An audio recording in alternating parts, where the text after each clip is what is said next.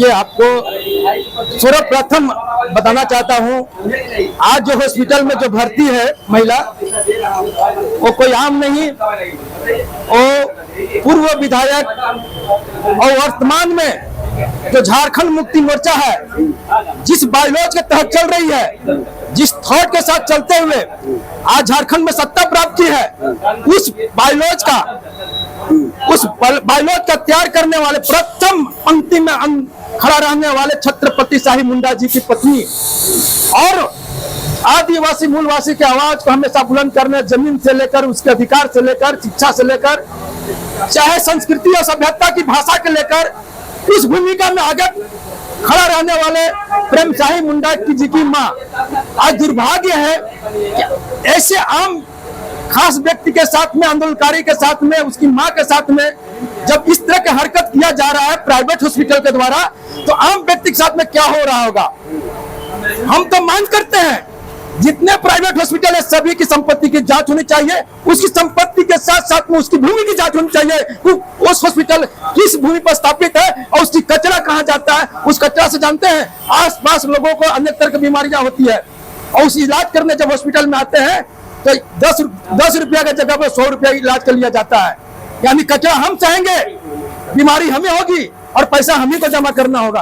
तो हम वर्तमान में जो स्वास्थ्य मंत्री है, बहुत हम लोग चाहते हैं कि अच्छे, एक उनके जो पिताजी थे वो भी इस झारखंड के लिए बहुत बड़ा कार्य किए हैं। तो हम चाहते हैं कि वैसे भी जो आए हैं वर्तमान स्वास्थ्य मंत्री, तत्काल जितने हॉस्पिटल है सभी का इलाज का निर्धारित होना चाहिए, किसकी शुल्क कितना होना चाहिए, उसकी कचरा कहाँ जा रहा है, गरीब तबके के लोगों का निःशुल्क जो आपने बायलॉज बनाया है उसकी अनुपालन होना चाहिए। यदि स्वास्थ्य मंत्री इस जन मुद्दाओं को लेकर निराकरण नहीं करते हैं तो झारखंड उलगुलान मोर्चा, आदिवासी मूलवासी जन संगठन, आदिवासी जन परिषद से सैकड़ों जन संगठन है जो हम लोग स्वास्थ्य मंत्री को घर से निकलने पे मजबूर कर देंगे। एक सवाल, लास्ट सवाल, विधायक की पत्नी, उसके बाद यहाँ इलाज का लापरवाही, जिम्मेवार कौन?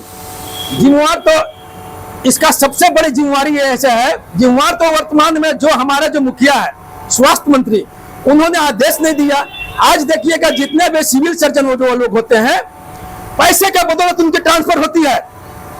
अभी वर्तमान में प्रभात कुमार सिविल सर्जन है, वो पैसे के बदौलत अभी तक वो स्थापित है सदर में। तो एक कहीं न कहीं भ्रष्टाचार के कारण ही ऐसे लोग पनपते हैं। किसी का जान लेने के अधिकार है क्या?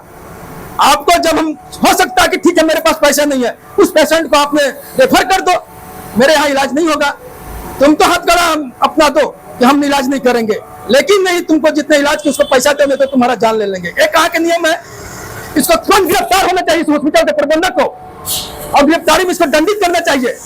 किसी की हत्या का प्रयास करने का प्रयास किया कर रहा है, ऐसे प्रबंधक को तुरंत तत्काल इसकी संपत्ति की जांच होनी चाहिए, इस जमीन, इस हॉस्पिटल की जमीन पर उसकी जांच होनी चाहिए, और दूसरी बात इसको तुरंत जेल में डालना चाहिए, क्योंकि किसी को हत्या करने का प्रयास किया जा रहा है।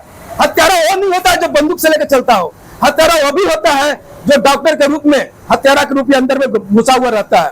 हत्यारा वो भी हो सकता है जो सफेद कपड़ा में पहनकर जो नेता बनता है, वो भी उसके अंदर भी हत्यारा हो सकता है यदि दिल उसके साफ नहीं हो, कर्म उसकी साफ नहीं हो। तो ये सबसे बड़ा हत्यारा है, इसको तुरंत तत्काल इसको जेल में डालना चाहिए, उसको थाना में, और हम लोग वही लिख के देंगे थाना प्रभारी को। देखिए, मैं यही कहना चाहता हूँ कि एक विधायक की पत्नी के पास ऐसा हो सकता है, जबकि 85% पैसा दिया गया है, 1,30,000 का लगभग है, तो 90,000 कम से कम दे दिया गया है। फोन आता है कि हम दवाई नहीं देंगे, तो मैंने किया भाई तो मर जाएगा मेरी माँ, इसे कौन है? मैंने फोन में भी बात किया तो बोलते हैं ऐसी बात मत करिए, बाहर से दवा लीजिए। तो हम ये कहना चाहते हैं, हम आदिवासी मूलवासी हितों की बात करते हैं, हम झारखंड की बात करते हैं, जमीन बचाने का बात करते हैं, लेकिन अब देख रहे हैं कि यहाँ पर जो है कि हमारा दवाई नहीं दिया जा रहा है, और आने के बाद एक क्या बोलते हैं व्यवहार ही किया जा रहा है। तो मैं ये तीखी आलोचना करना चाहता हूँ और ये कहना चाहता हूँ, यही हॉस्पिटल नहीं, पूरे जितने भी प्राइवेट हॉस्पिटल है, मानवता का ये रखिए, और हो सकता है किसी का पैसा नहीं रख सकता हो, कितने बड़ा आदमी नहीं हो, आप वार्ता करिए, संवाद बनाइए। मैं इस मामले को मिनिस्टर के मैं रखूंगा और समय पड़े तो इसका गेट पर भी मैं आंदोलन करने का काम करूंगा। यही का मैं रहने वाला हूँ, कलमकुली चौक में हम लोग का कार्यालय है। जिम्मेवार होते हॉस्पिटल के प्रबंधक, बताइए, और दुर्व्यवहार भी करता है। तो हम यही कहना चाहते हैं कि हॉस्पिटल वाले जो है आप सौहार्दपूर्ण तरीके से वार्ता करिए, है ना, और समय पड़े तो माफ भी करिए पैसा, यदि गरीब मजबूर का पैसा यदि नहीं है तो माफ भी करिए, लेकिन दवाई खत्म मत करिए।